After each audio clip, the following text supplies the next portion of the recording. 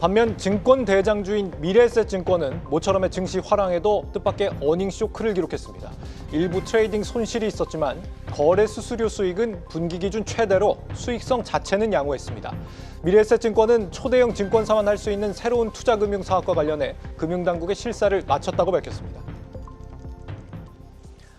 네, 증권부 정재훈 기자 나와 있습니다. 정 기자, 때 아닌 어닝 쇼크 갑자기 왜 나온 겁니까 이게? 그렇습니다. 모두 시장 기대치를 하회하면서 좀 깜짝 놀란 그런 반전이 있었습니다. 오늘 오전 미래에셋증권이 3분기 실적 발표를 했는데 이 문제는 영업이익에서 나왔습니다. 이 3분기 영업이익이 시장 기대치였던 4천억 원에서 크게 미치지 못한 2,228억 원을 보여 지난해 같은 기간과 비교했을 때 40%가량 하락을 한 겁니다. 우리 시장이 어제 급락한 뒤에 오늘 반등 기조가 이어지고 있잖아요. 장 초반 미래에셋증권 주가도 상승세를 보였었는데 예상치를 하회한 영업이익에 관심이 집중되면서 장중에는 10% 넘게 하락하는 모습도 보여줬습니다. 네. 근데 이게 다행히 뭐 일회성 쇼크다 이거죠? 그렇습니다. 이제 미래에셋증권은 이제 판교 알파돔 부동산 펀드 투자 매각 과정에서 회계상의 착시가 발생했다고 밝히고 있습니다. 이 미래에셋 금융그룹이 현재 카카오 계열사들이 입주해 있는 판교 알파돔 타워 개발을 위해 부동산 펀드를 예전부터 이제 조성한 적이 있었는데요. 이 미래에셋증권을 비롯해 계열사들도 이제 대거 출자에 참여를 했는데 이거를 매각하는 과정에서 매각 수익은 영업 외수익, 그러니까 기타 수익으로 잡히는 반면에 다른 펀드 투자자들에 대한 지분 매각분은 영업 비용으로 처리가 되면서 영업이익이 상쇄됐다는 그런 설명입니다. 이에 따른 영업 비용이 커지니까 자연스럽게 영업이익도 줄었고요. 이 미래에셋 관계자는 이제 실제 해당 펀드와 관련된 매각 이익을 감안하면 영업이익도 시장 컨센서스인 4,100억 원 이상을 상회한다고 밝히기도 했습니다. 네, 뭐 오늘 실망 매물이 일부 나오곤 있지만 어떤 면에서는 뭐 다행이라고 해야 될까요? 미래에셋증권의 배당 정책은 영업이익이 아니라 당기 순이익을 기준으로 합니다. 이 순이익은 누적으로 1조 원을 넘어섰다고요? 그렇습니다. 3분기 단기 순이익은 3,438억 원을 기록해서 같은 기간 18.8% 증가를 했고요. 세전이익도 4,400억 원가량을 보여서 25%가량 늘었습니다. 이에 따라 올해 누적 순이익과 세전이익은 각각 1조 79억 원 그리고 1조 3,100억 원가량으로 나타나서 두 항목 모두 누적 1조 원을 넘겼습니다. 지난해 3분기 누적 순이익이 6,600억 원 수준이었다는 걸 감안하면 크게 늘어난 수치라고 볼 수가 있겠습니다. 이 증시 호황에 따른 위탁 수수료 증가는 기대에 부합을 했습니다. 수수료 수익만 2,600억 원 가량을 보여서 같은 기간 52%나 늘었습니다.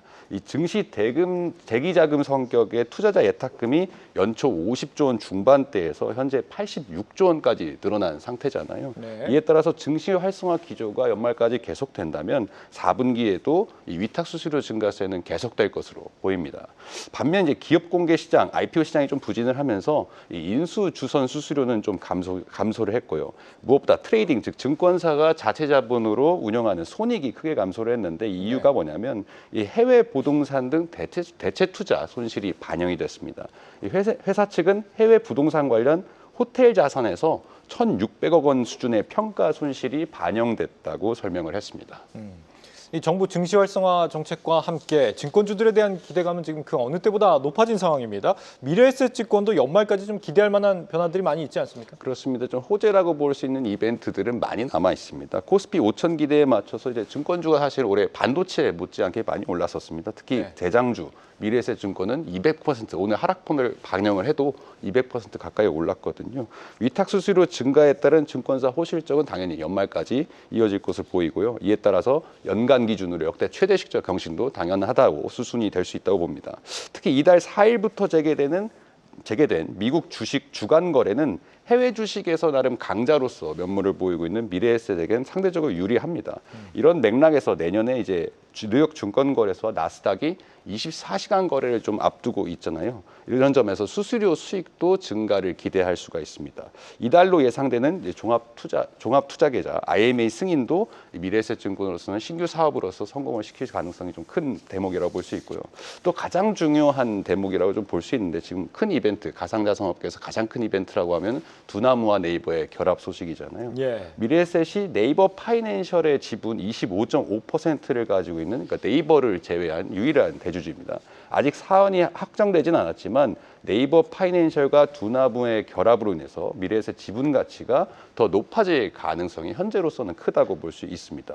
회사는 오늘 3분기 실적 컨퍼런스 콜에서 이 네이버 두나무 결합에 대한 입장을 묻는 질문에 재무적 측면에서 두 회사가 결합 시 보유 지분 가치가 상승하고 이후에 결합법인이 기업 공개 즉 IPO를 하면은 엑시트 가능성도 높아질 것으로 본다라고 밝혔습니다.